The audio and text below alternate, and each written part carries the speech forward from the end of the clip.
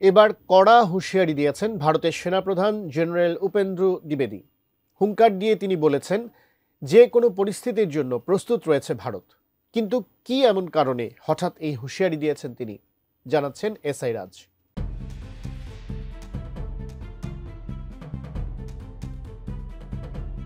ক্ষমতাচ্যুত সাবেক প্রধানমন্ত্রী শেখ হাসিনার মৃত্যুদণ্ডের রায় ঘিরে যখন বাংলাদেশে তোলপাড় কাণ্ড, তখন শোনা গেল ভারতীয় সেনাপ্রধান জেনারেল উপেন্দ্র দ্বিবেদী হুঁশিয়ারি দিয়ে বলেছেন, যে কোনো পরিস্থিতির জন্য প্রস্তুত দিল্লি। সন্ত্রাসবাদ মোকাবেলায় কঠোর অবস্থানে রয়েছে দেশটির সশস্ত্র বাহিনী। আবারও এই বার্তা পুনর্ব্যক্ত করেছেন তিনি।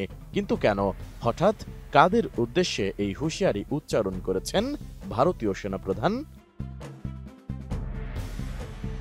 মূলত অপারেশন সিন্দুরের অভিজ্ঞতা তুলে ধরে পাকিস্তানকে এই কড়া বার্তা দিয়েছেন ভারতের সেনাপ্রধান। তিনি বলেন, অপারেশন সিন্দুর কেবল ট্রেলার ছিল এবং ভবিষ্যতে সুযোগ মিললে পাকিস্তানকে দায়িত্বশীল আচরণের শিক্ষা দেওয়া হবে।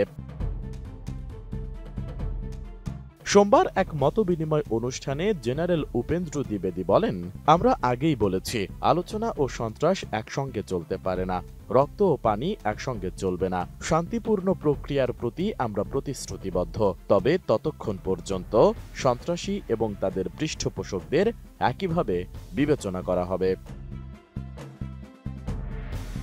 বিজলি কেবলসের স্কিন কোটেড ইনসুলেশন আগুন প্রতিরোধী। বিজলি কেবলস, নিরাপদ আজীবন।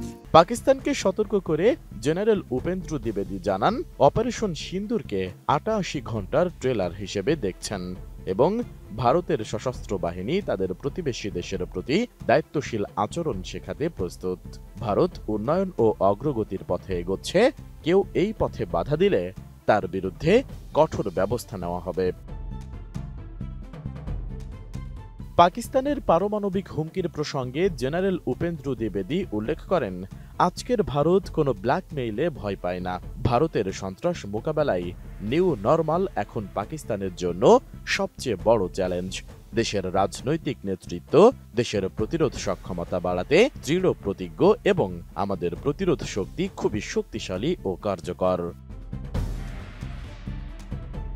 এ সময় চীনকে ঘিরে সম্পর্কের বিষয়ে জেনারেল উপেন্দ্র দ্বিবেদী বলেন, গত এক বছরে দুই দেশের নেতৃত্বের আলোচনার ফলে সম্পর্কও কিছুটা উন্নতি পেয়েছে। ভারতীয় সেনাপ্রধান আরও বলেন, যখনই কোনো অপারেশন হয় তখনই আমরা শিখি, এবারও আমরা শিখেছি।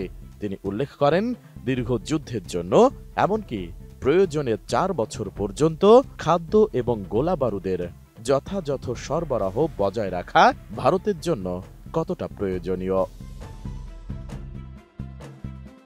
এসআই রাজ, ডেস্ক রিপোর্ট, এটিএন নিউজ।